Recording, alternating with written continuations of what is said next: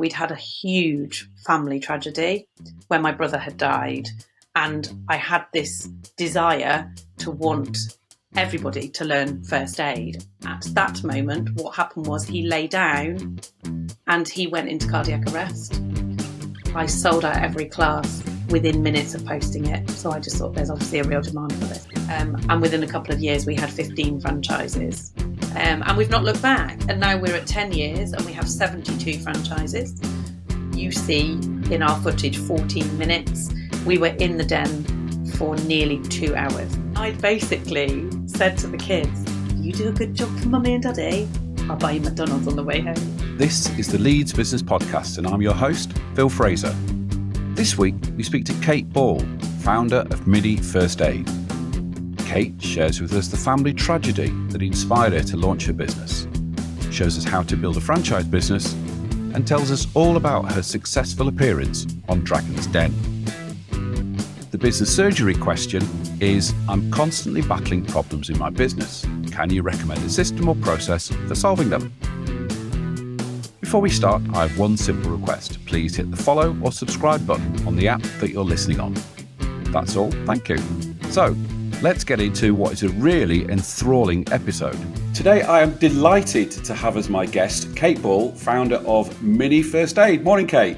Good morning, nice to talk to you, Phil. It's great to have you on. Now, Kate's the mother of 6 children and it's just after the schools have gone back, so she's in a really, really good mood, aren't you, Kate? I'm in an incredible mood. In fact, somebody saw me in the co-op this morning and said to me, you just look alive. And I said, I know, because I've said goodbye to all 6 of them today and it's wonderful. I love them very much, but 6 weeks with 6 children is full on.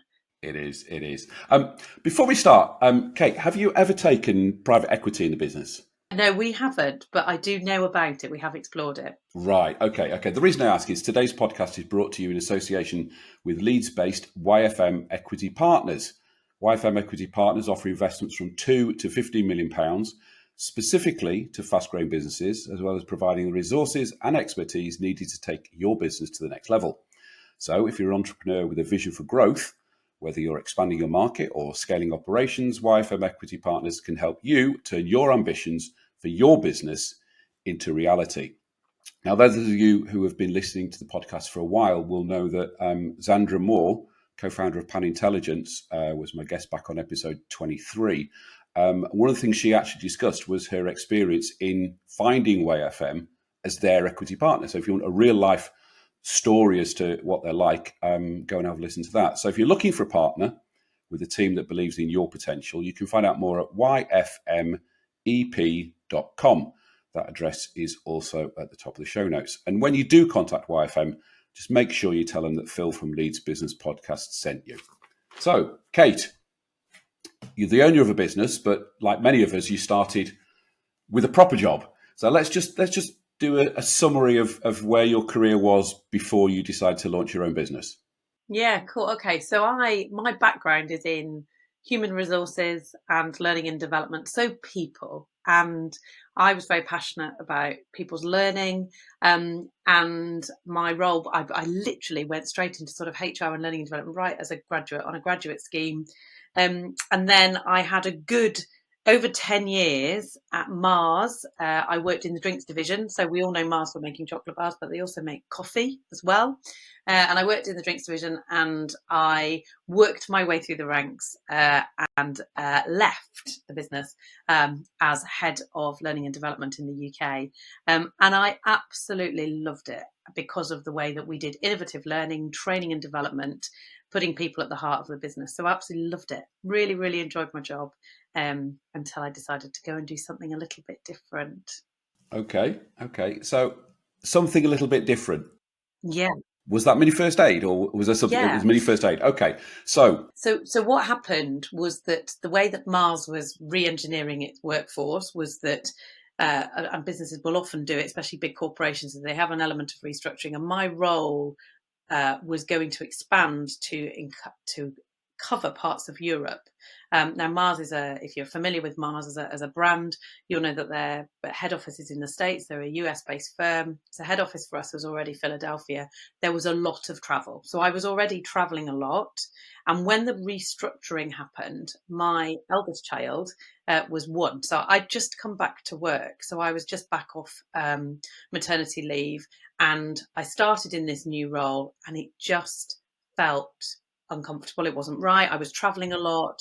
I remember I was in Costa Rica doing a training program, FaceTiming my tiny baby at home, and just thinking, I feel too stretched. Now, everybody has different attitudes to parenting, and women in the workforce and what have you. And it wasn't the fact that I didn't want to work, but I didn't want to have this level of demand on me when I had a very little baby at home. And so through a process of consultation, I actually was made redundant from the business. So my role was made redundant. I was given the opportunity to apply for redundancy, and I took it with both hands. And then I spent a couple of years after that doing some consultancy for businesses who had worked with Mars, so were stockists of Mars products. And one of them was LTT Vending, who were based in Birstall. And I travelled to them from Chapel Allerton. So I had this nice little drive to work, which was great, much better than flying to Philadelphia or Costa Rica.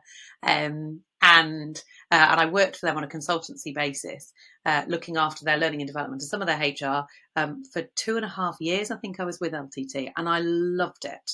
And it was during that period that I'd had my idea for my business, and I'd started running Mini First Aid on the side, so to speak. It was my side hustle. And actually what became apparent was that this side hustle was going to do some great stuff. And that didn't then marry up with my work at LTT. So actually I passed on my consultancy work to a fellow ex-Mars associate who picked up the baton from me and carried on working with LTT. So yeah, it was a great time working in Leeds. Okay, so there's loads of us who are or either have done this or are in the situation where you've got this idea in your head and you think, oh, I'll give it a try. Where did the idea come from, and sort of how did it develop from an idea in your head to a piece of paper to actually starting to do something about it? Yeah, sure. So when you have a baby, for those people listening that have had a baby or know somebody who's had a baby, when you have a baby, a lot of the focus, and it still is, quite rightly so, it's fairly sort of rose-tinted specs. So you start looking at nursery, prams, all those lovely options for getting ready for having a baby. And then you find yourself coming home with this new bundle of joy, and you suddenly have this reality bite of going, oh my gosh, I've got to look after them. It's me that's got to keep them alive, got to give them food and nourishment and all those sorts of things, and they are my sole responsibility. And sometimes that, for a lot of parents, can be hugely overwhelming and sometimes can cause some anxiety. And one of the things that causes anxiety is risk of illness or risk of accident or emergency, because we are fed so much stuff in the media about this happened to a baby, or a baby stopped breathing, or a baby got meningitis. So parents are fueled with anxiety. And I was one of those parents, and I sought out first aid training for myself because I thought I just need to know my eldest Alfie if something happens to him. And I went on a training course. Now, bear in mind that my experience is in learning and development, so I know how to write a good course, right? I know how to engage learners, styles of learning, all of those sorts of things. And without naming where I went for my first aid training, it was absolutely dire. It was dry, it was boring. And the biggest challenge was when I got there, I was told that I couldn't bring my baby in because there wasn't insurance for my baby to be in the building. Now, when you are breastfeeding and have a young baby, you can't be without your baby for a number of hours. That doesn't work. And all of those things combined, I thought there's just got to be a different way. And my learning and development brain was going, oh, if I was running this course, I'd have everybody doing this and I'd be trying this.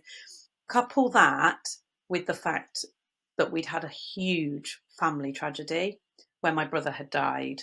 And I had this desire to want everybody to learn first aid. And so those two things were the things that helped me to go, right, I've got to write this and I've got to do it myself. So yeah, that was the initial, those were the two collision moments that said I need to do something different. And I think those of us with an entrepreneurial brain, and I almost suffer with this, is you see things and you go, God, if I was doing it, I'd do this and this and this and this and this. And 99 out of 100 times it sort of disappears by the time you get home. And then there's the one that you sit home and go, oh, right, okay, let's really do it. Can we just touch on your brother Yes, of course. and what happened and how it feeds into this story? Yeah, of course. So my brother was 23 when he finished his university, 22, sorry, when he finished his university degree. He was studying in Portsmouth. He was very bright. He was brighter than me. And he went out celebrating with his university friends. And this was literally the last day of his finals. And he went out celebrating, and they took, on this night out, they took a video camera. So this is old days, no phones, right? So this is video camera. There probably were phones, but they certainly didn't have the video recording like we have now. So they have this video camera. We've got this amazing footage of them all basically having a really good night out. Typical students, lots of drink, lots of fun, what have you.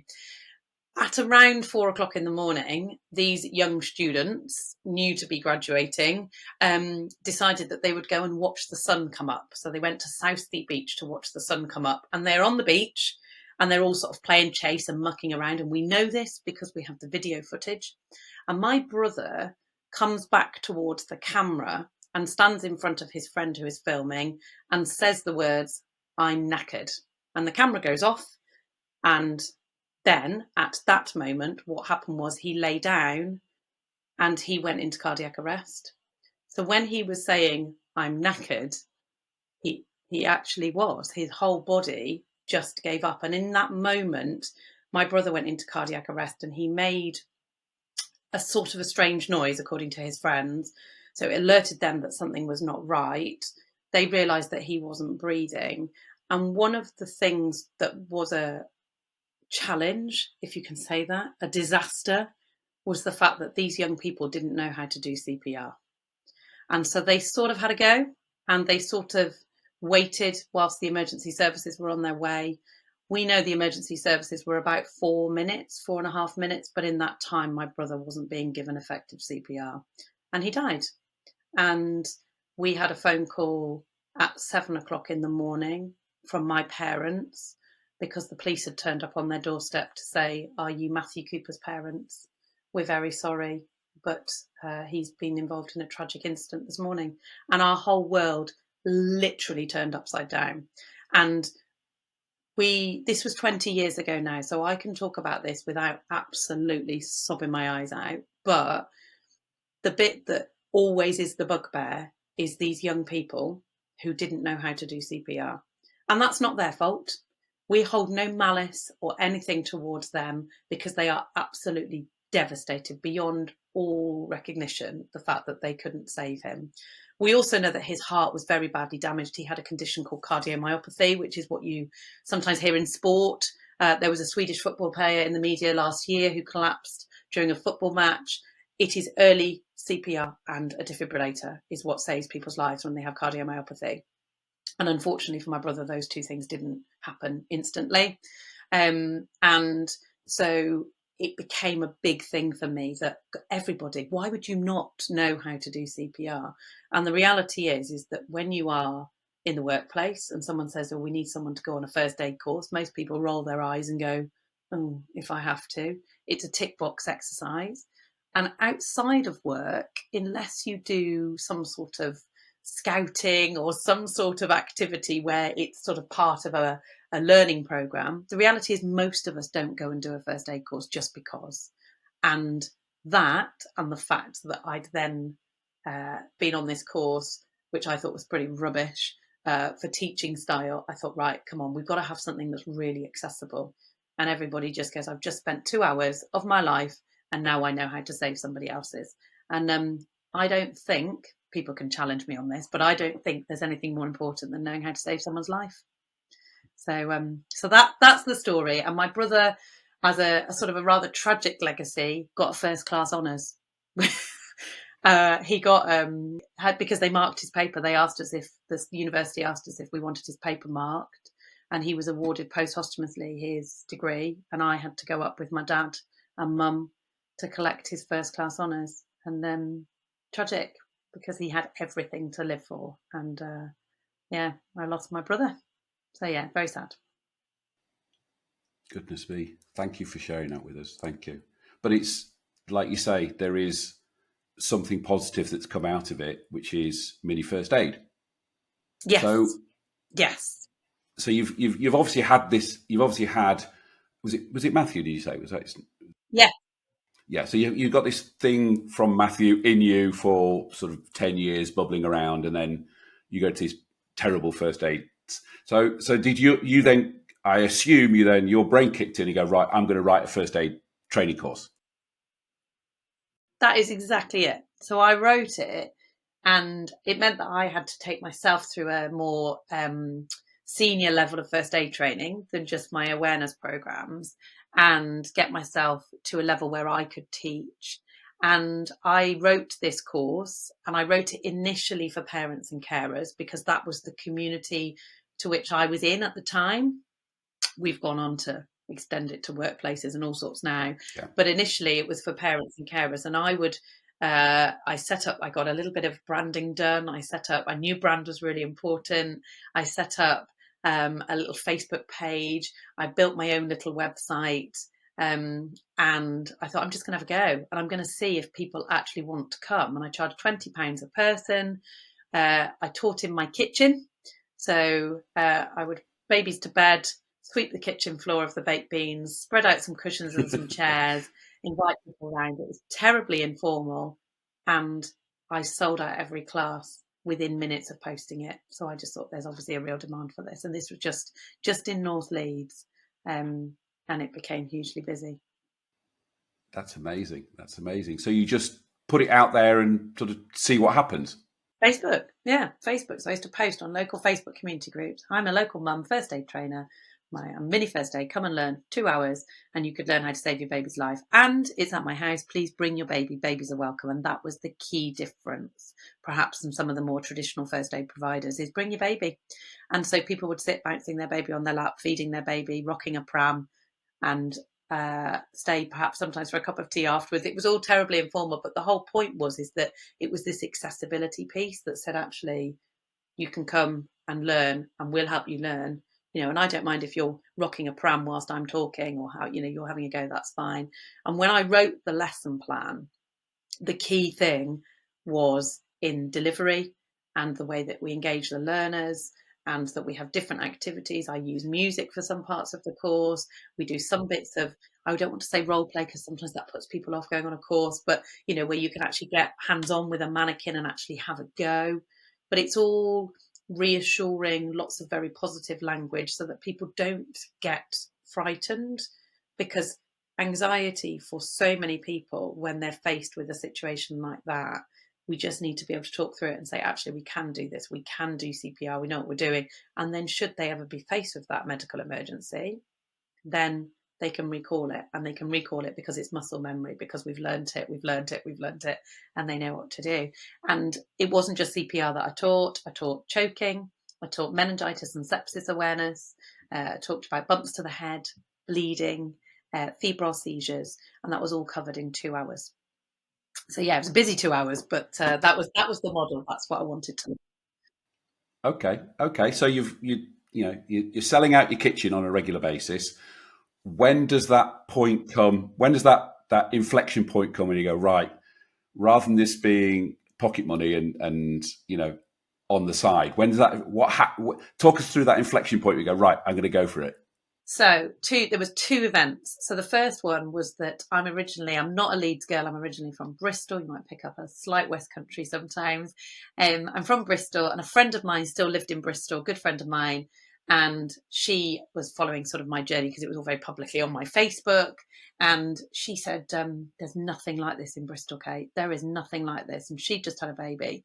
And she was like, why don't you come back to your parents for a weekend and run a load of classes in Bristol? So we did. And I said to her, well, I'll give you a bit of a cut if you help me out. So she found a venue for me and organised it. And I hosted the classes, and we trained over 60 individuals in a day. We had the most mentally busy day, people coming through at this centre. And my pal, Zoe, said to me, I love this, Kate. I want in. I want to do this with you. And her background is that she was cabin crew for Virgin Atlantic. And again, finding long haul travelling with a baby when she was coming home to a baby was very difficult. And of course, if you're familiar with cabin crew, it's not just about serving meals and customer service. They are the people that are trained to keep people alive in the sky. So if something happens when you're on a plane, the cabin crew have got to be really highly medical. They do something called AVMED. So they do medical training for when we're flying. And so she was very, very experienced in first aid and also blooming brilliant at customer service, natural presenter.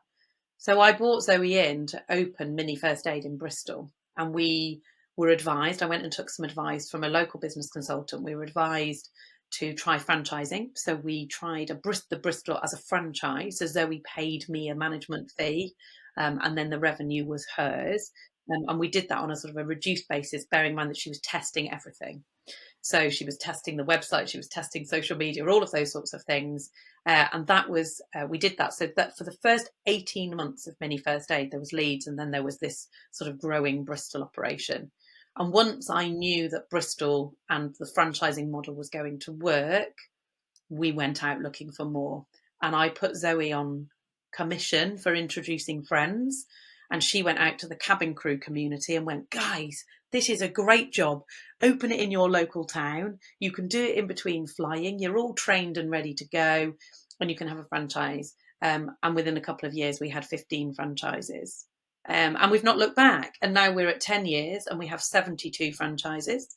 And we are nearly full in the UK. So we have a handful of franchises left to sell. And obviously the business looks very different to it did 10 years ago, but the model is still the same. It's a franchise. You buy a local region and deliver classes in your area. Okay. Let's just talk about franchising as a concept, because I spoke to Sarah from Full Circle Funerals a couple of weeks ago, and she's just started on franchising. I've never been a franchisee, but I've sort of kicked the tires a few times. Just talk to people about how you set up a franchise, what the legal structure looks like, what the business structure looks like, and what you have to do as a franchisor. So the key things are contracts. So you have to have, if it's not written down. So we took legal advice very early doors. And I guess having worked for Mars and had so much corporate rigor in brand control and contracting and all those sorts of things, is that I will always thank Mars for that level of training that I had in the sense of running a good brand. Because one of the things for franchising is the whole point of franchising is that you're saying to people, this is a business in a box. So we'll sort your training for you, your branding for you, your website, your social media, your systems. So whether that's your finance, your invoicing system, all of those sorts of things, and then you pay us a premium for that, rather than you go set that up on your own. Plus, you get the opportunity to be part of a well-known brand, so a brand that's already known, as opposed to starting and establishing a new brand by yourself.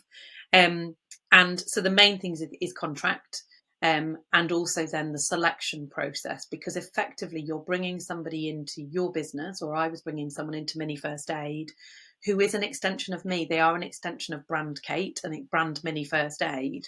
And so the selection process, financial checks, etc., making sure that you're bringing in somebody that's financially sound, that's going to be able to pay you their management fees, is going to be able to run a sound business, all those sorts of things. Because our franchisees now, we've expanded our courses, we teach in schools now, so we do lots of work with children.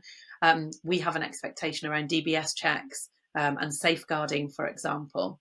And then the main piece really is contract, because everything is bound by contract. And we will then, as we go through interview process, selection, and then contracting, is that we will advise the individual that's joining us to also go and get external legal advice to check our contracts. So sometimes there'll be a little bit of legal questioning. Why does it say this?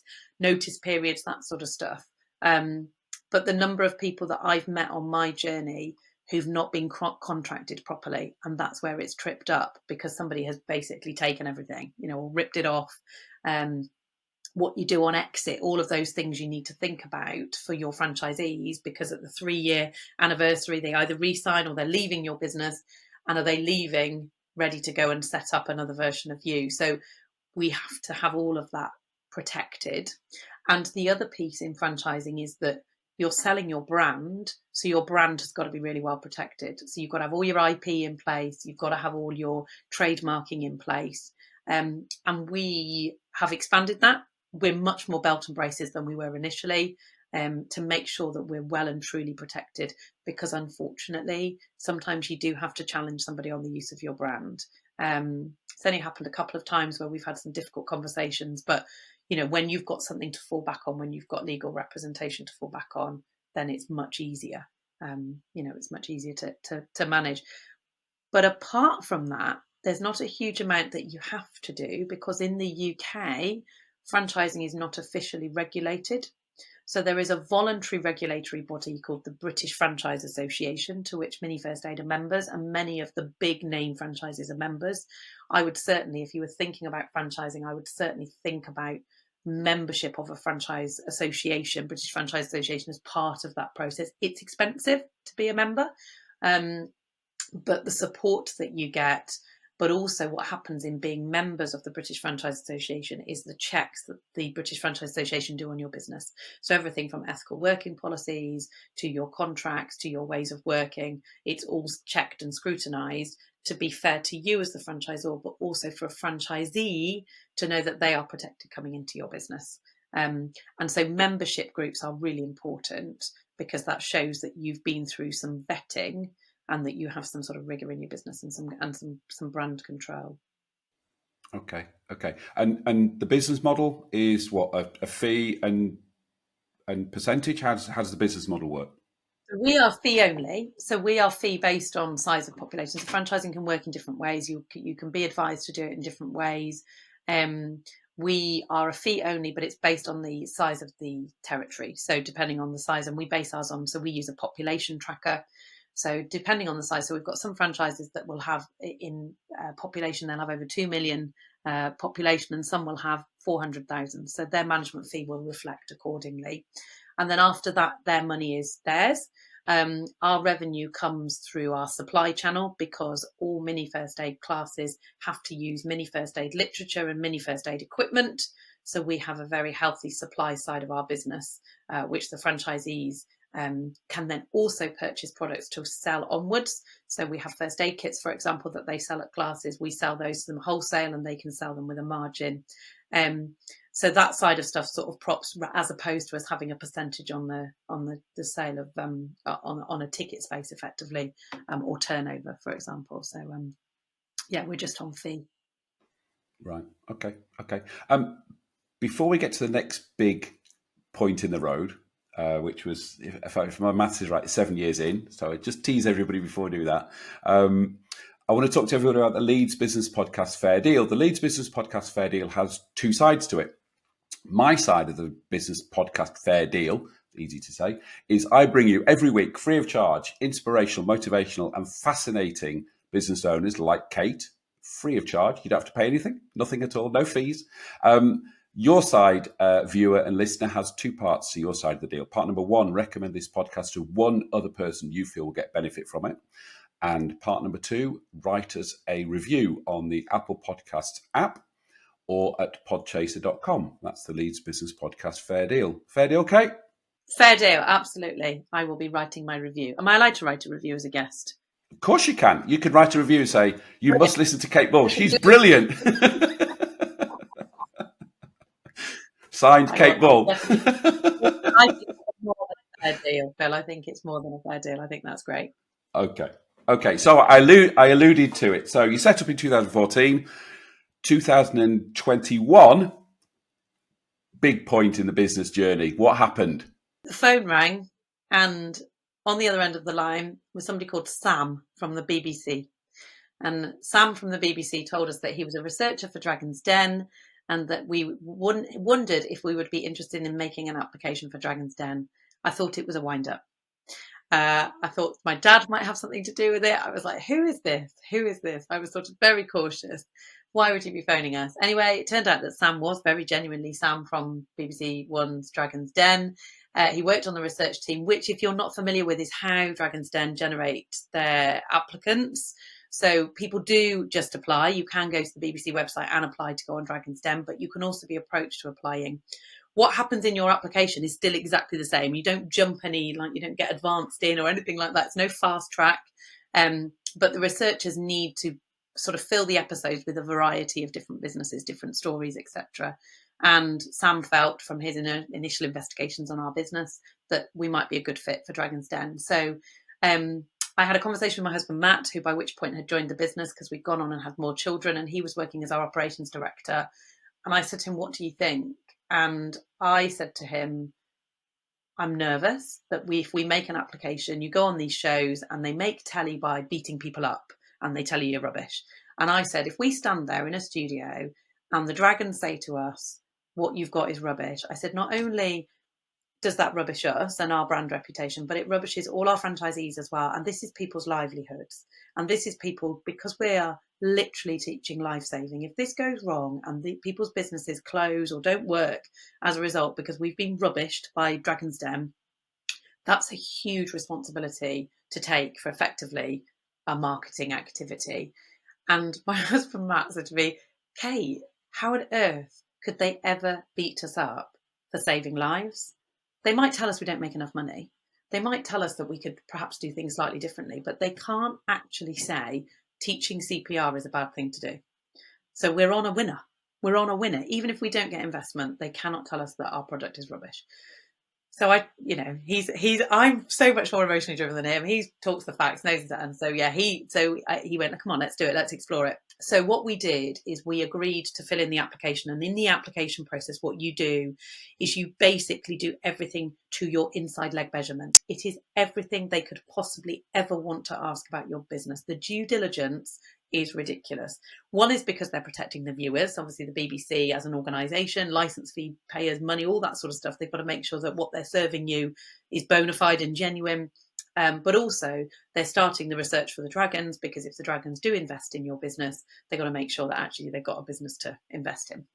So you go through this whole process, and actually, it took us ages. It took us nearly a month of filling in paperwork and forms. And actually, we're really glad we did that bit, because we learned so much about our business. We also learned about the opportunities that we had, the market opportunities that had, the things that we weren't doing that we could be doing. So it was a really good process to go through. And then we sent that in. That got passed through the production team and screening, and we were invited to do a TV screening. Matt and I went, and because we are so time strapped with 6 children, and at the time 2 of the youngest children were tiny babies, we drove to Manchester practicing our pitch in the car. Hello, we're Kate and Matt, and we would like £12 in return for a share of our business. And we started Mini First Aid. We had this whole thing, and we back and forth in the car. We went in and we did this pitch, and we did it in one take. And the guy filming it went, like, no one does it in one take. That is amazing. That is amazing. We were like, oh, we practiced in the car. And they rang us about, I don't know, maybe a week later and said, production team have reviewed it. We'd like to actually bring you in for formal recording. Still doesn't guarantee you on the telly. You might just say they record more than they need, but we'd like to invite you through to that process. And we suddenly went, oh my God, this is real. This is real. Then this horrible thing called the pandemic struck, and we found ourselves all set, ready to go. And we had to film in a gap in the pandemic. So when we'd been between lockdowns. So if you watch our episode back, we're in series 18 of Dragon's Den. We don't shake hands with any of the dragons. You'll see we didn't have to have a piece of perspex between us because we were husband and wife, but you'll see that other people in our episode, there's a piece of perspex in the lift because they have to social distance and all those horrors that we all had to experience. And we went and we filmed with Dragon's Den. We went in, you see in our footage, 14 minutes. We were in the den for nearly 2 hours. The questioning is grueling. Absolutely grueling. 5 dragons, they take it in turns to ask questions about the business. This is after your initial pitch. And then they start giving you feedback.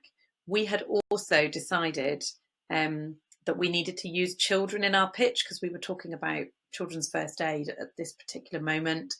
And the BBC had originally promised us professional children. So they get them from a theatre school or somewhere where they talk to camera and they know how to wear a lapel mic and all those things. And because of lockdown, they said, right, the only kids you can use are your own. And everybody knows you never work with children or animals, especially your own, especially on television. And we had to take 4 of our 6 children on the telly with us. And even the night before, I said to Matt, this is going to be a disaster. We're going to have rolling. I mean, we had the twins with 3. I mean, who takes 3-year-olds in a TV studio? They were rolling around. Oh, honestly, but they were brilliant. And actually, I would go as far as to say as they got us the deal, because they went in. One of the dragons, Theopathetus, was talking as we went in. And my youngest, Emily, who was the youngest at the time, who's 3, she went up to him and shushed him. Shh. Because we'd been saying to her backstage, shh. And she was like, well, he's talking. I'm going to tell him off. And luckily that landed well. He thought they were great. And the children were only with us for the initial pitch. They left. And then we did our 2 hours of grueling questioning. And what came out at the end of the questioning was that the dragons of the 5, 4 dragons, so let me get this right, Theopathetus, Tej Lavani, and Tuka Suleiman and Deborah Meaden, all said that they wouldn't invest in our business. And for each of them, they had a really good reason to, and all of them gave us a compliment, as they said, it's not for me, but you're doing a great thing. So nobody beat us up. Matt was right. Sara Davies sat grinning at us and went, I'm in. I want this. I want this in my portfolio. And we did the deal. And we've had a happy relationship. Sara sits as a shareholder of our business now and has done since. She is a wonderful ambassador for our brand, and she's a joy to work with. And it's a true happy ending story. You know, we want Dragon's Den to ring us up and ask if they could come and do the after story. You know, because it's a really good story, and we're really proud of what we did. Absolutely brilliant. Now, there will be a link to the episode in the show notes. I watched it back this morning again, and I have to say, your kids were absolutely brilliant. They were. I mean, I have to say, they were much better than Matt. They were much better than Matt. He didn't know his numbers. He was terrible.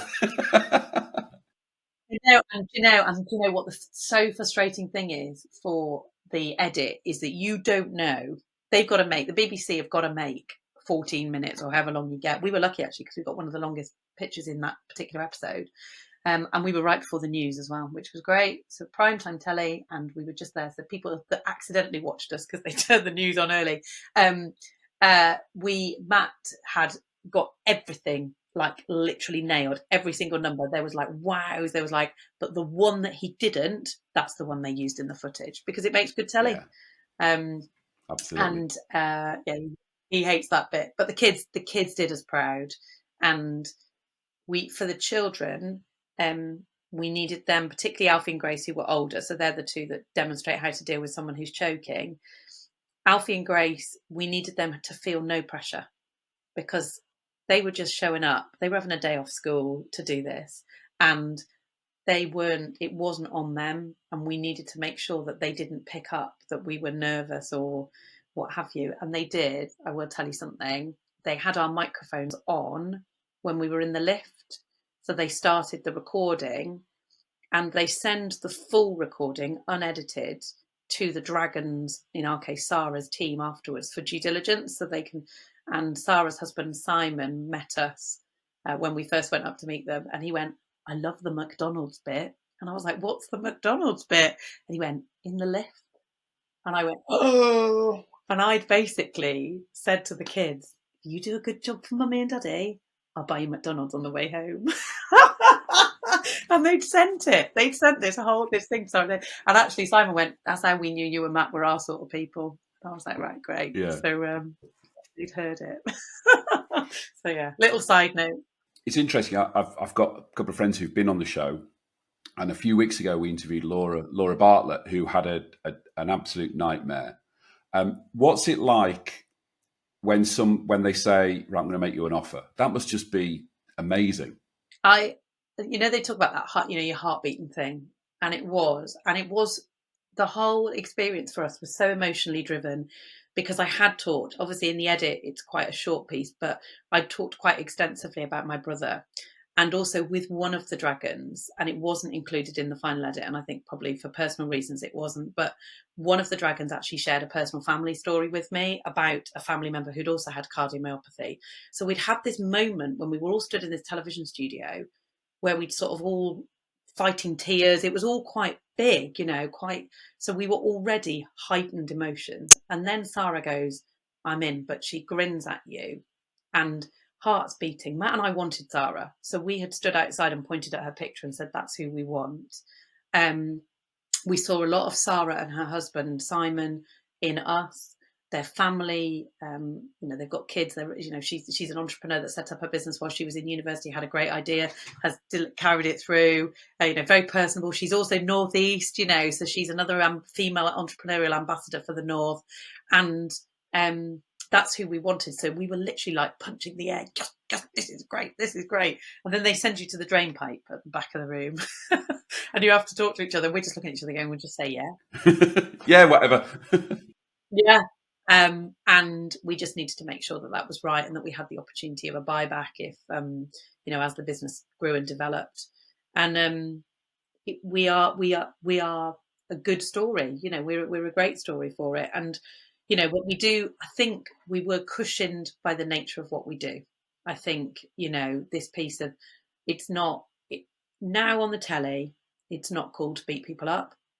It used to be a thing, didn't it? You used to watch Britain's Got Talent and programs like that, where they'd take a mick out of people that, had unfortunate circumstances or what have you.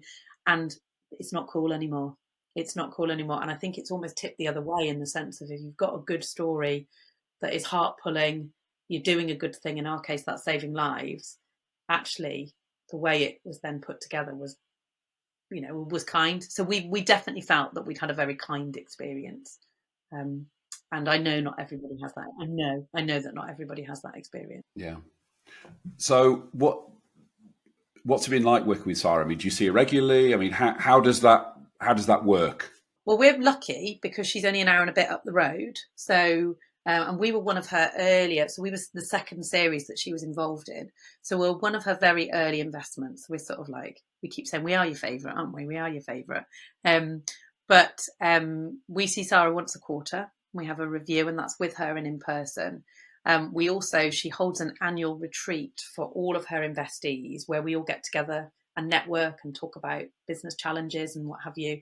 And it's a real vast array of brands that she's invested in, which is great. And she puts that on. She doesn't have to. There's no BBC don't make her do that. That's just her and the nature of the person that she is. She also speaks at our conference every year. And she also does an informal Zoom with all of our franchisees. So she's very much there. She's there. And in addition to that, we have access to her team. So Sara, you may or may not be familiar with, but Sara's sort of heritage is from TV shopping. So Sara has, in her office in the Northeast, purpose-built television studios. And so she broadcasts onto the likes of QVC and what have you. So proper set-up television studios at our disposal. So when they're not being used for her business, for Crafter's Companion, we can book them. And that cost to us would be hugely exorbitant, massive. So when we wanted to make some guide videos for YouTube for first aid and what have you, her team put them together for us. And she's always said to us, just ask. I can't promise that we can do everything, but just ask if there's things that I can make happen. And some of the other things that she has done is she's warmed up some relationships. She's got us more media coverage. So we've been on Steph's Packed Lunch. She's in regular conversations with the team at the BBC to see if there's more opportunity for us there. She endorses a lot of the work that we do. So when we work with charity partners, for example, she'll put LinkedIn posts out supporting it for us. So, I mean, I sound a bit like I've got a bit of a girl crush on her, really, but she's a thoroughly good egg. But I also think because she's an entrepreneur, she knows it. She's walked the walk, and she's still doing it. Their business has still got its challenges and what have you. And yeah, she's been brilliant, absolutely brilliant for us. And she said to us a year ago, "When do you want me out?" We said, "Not anytime soon." But she said, let's talk about, let's be the elephant in the room, and let's say, when do you want this relationship to finish? When do you want to take this and cut me out? Less shareholders, but we don't want to do that yet. Right. So she's, obviously it goes without saying, she's been a real positive on the business, and I'm guessing she has affected the bottom line. Hugely so. So one of the things so for recruitment, we were at 50 franchises, I think, when we went on the show, when it aired. We had, in the 24 hours after the show aired, we had a year's worth of franchise inquiries. So that was people that wanted to work for us. And in the edit, we think that's because they showed us really well. So people are like, oh, I want to do this. This is a really cool job, or I want to own a franchise. So that was incredible. So that impact was amazing. The other thing is that we wanted to increase our product availability into retail.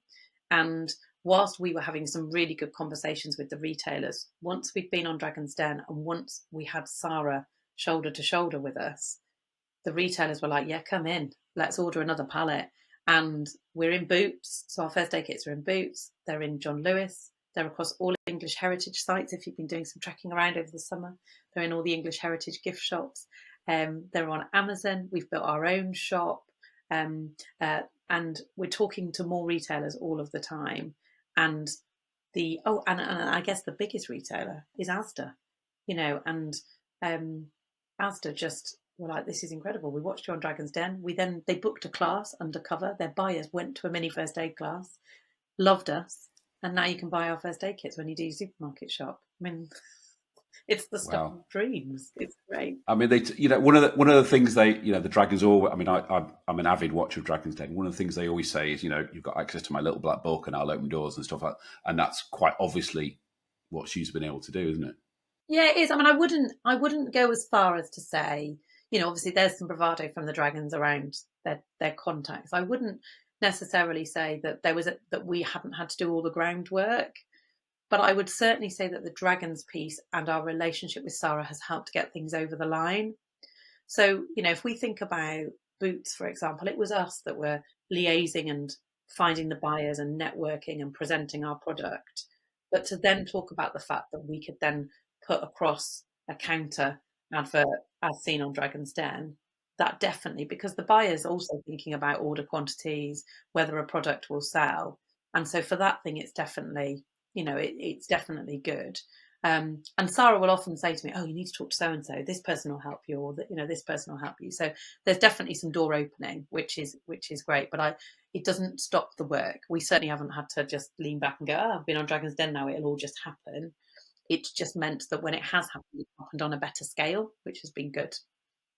Right, got you. Okay, everything sounds perfect. So, as business owners, we all know there's always problems. What's been the biggest problem you've had in the business journey?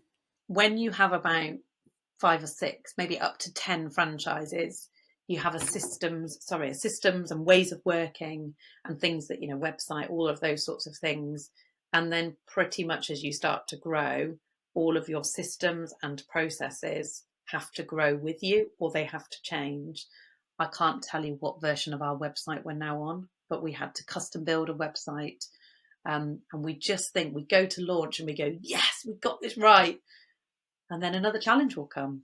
And it's that constant evolving and having to pivot. The biggest challenge financially for us was lockdown, because we teach the pandemic, we teach first aid in person.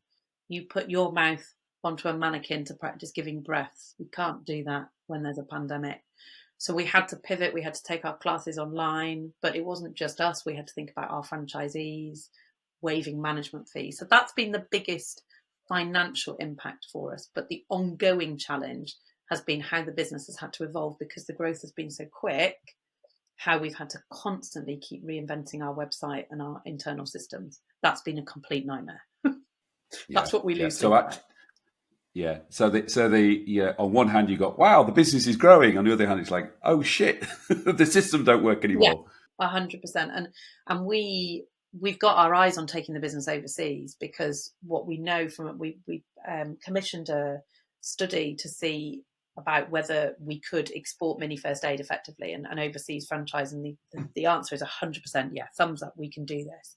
But the challenge with that is the systems, the processes, the rigor that you've got to have in your business in the UK to be able to market that to very demanding franchise license holders outside of the UK. So where there's actually more processes and assessment of your business, because it's, as I said, it's regulated outside of the UK. It's just not in the UK. So there's lots for us to do to get our UK model right before we're absolutely perfect to take it overseas.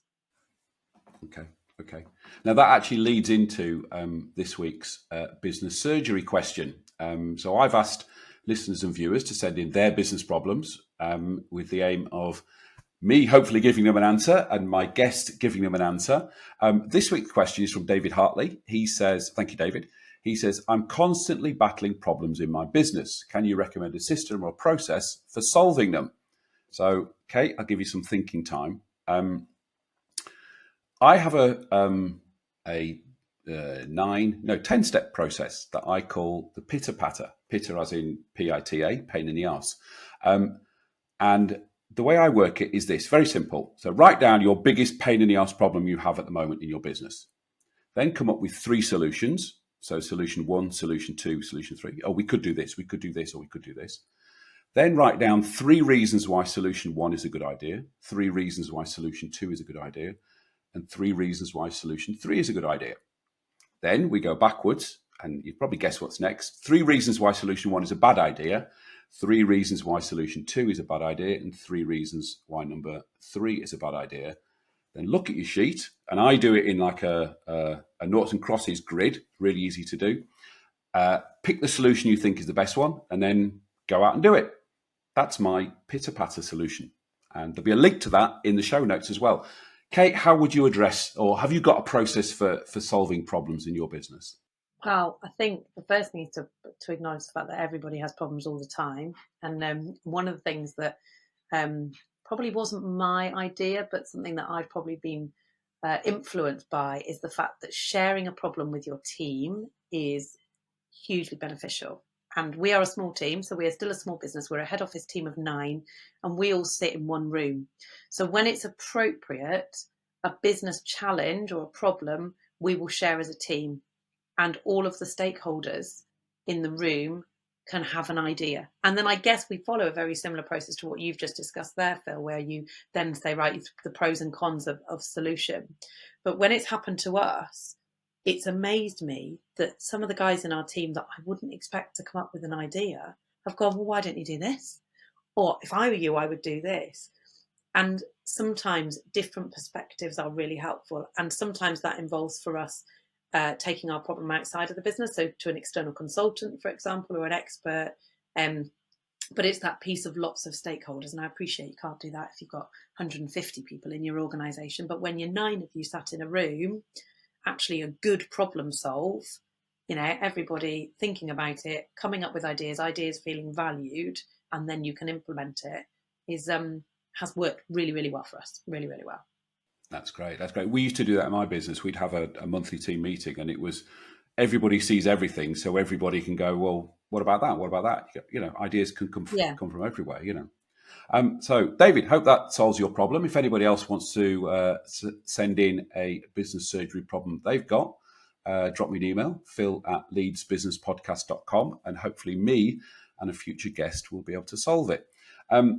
Now, every week we ask our guests to give us a how-to.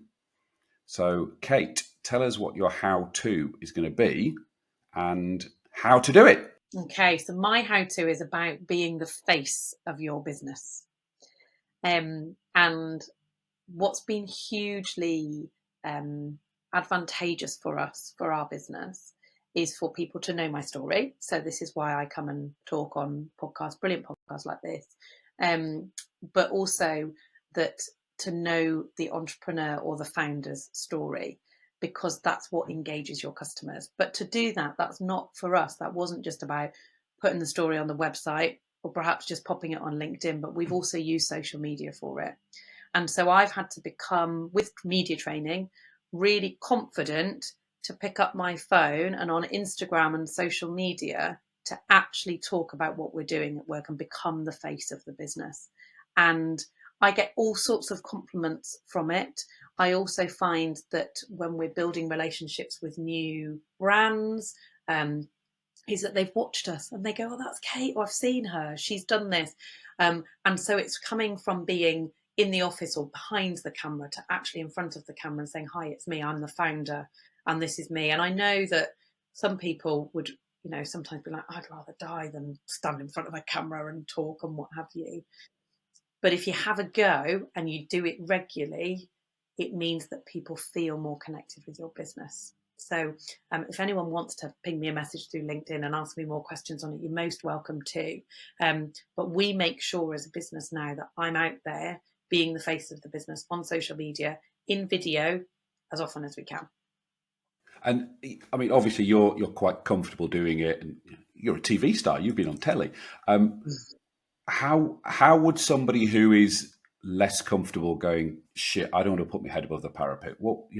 How would you approach that? How would you? You're a trainer. How would you train them? Right. So there are so many, and some of them are free, some of them are paid, but there are so many programs now where you can go and have some media training, and you can have camera training, and it's really worth investing in, because it's a piece where you say, actually, I feel confident.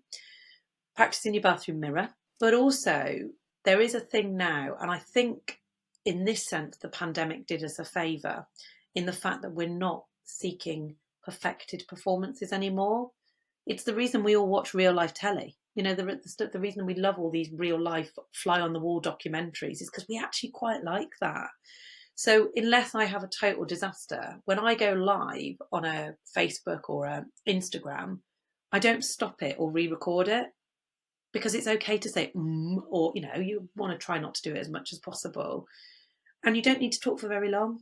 You can just be, hi, it's Kate, I'm doing this today, this is so exciting, have a look at some pictures, this is what I'm going to do. The end. Doesn't need to be a lot.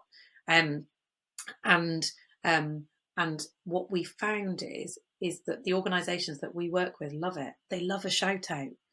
When we're outside of school and we say, we've been at XYZ primary school today, training 80 kids how to save a life. Well done, kids, you've been amazing. That's it.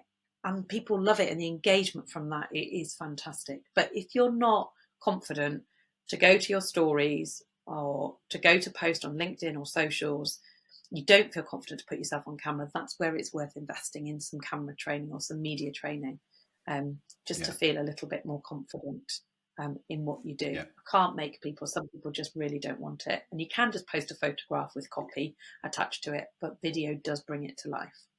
You're absolutely right. The whole COVID thing, and people get used to Zoom and all that sort of stuff. And you don't have to be perfect. And actually, being sort of perfect on camera, I think, works the other way around and scares people. Go, oh, that's a bit too polished. I want to see the real. People still buy from people. It's a people thing. So before we finish, one last question for you. Every guest gets to give another business a shout out. So Kate, who are you going to give your shout out to? So I'm going to shout out the team that supported us with our initial brand pack and supported in the early journey of Mini First Aid and still support us with some of our design work. They're a company called Butter Crumble, and they're based in Thorpe Arch. And it's twin sisters. So I've got two sets of twins. So I'm always a big ambassador for the twin community. But the twins at Butter Crumble have done an excellent job in supporting us with our brand line, our brand guidelines, and I know that they've worked with a number of well-known Leeds businesses. So they're a great. I thought it'd be a good shout out for us too. So if you're looking for somebody to do some design work for you, some logos, some branding support, then they are definitely worth looking up. And that's Butter Crumble. Fantastic. I'll put their details in the show notes. Kate, it has been absolutely fantastic having you on the show. We've learned so much and the story's amazing. Thank you so much for sharing it all with us. Pleasure. Thanks for listening to this episode. I hope you found it interesting, inspiring, and of use. To make sure you don't miss out on any future episodes, please subscribe to the show.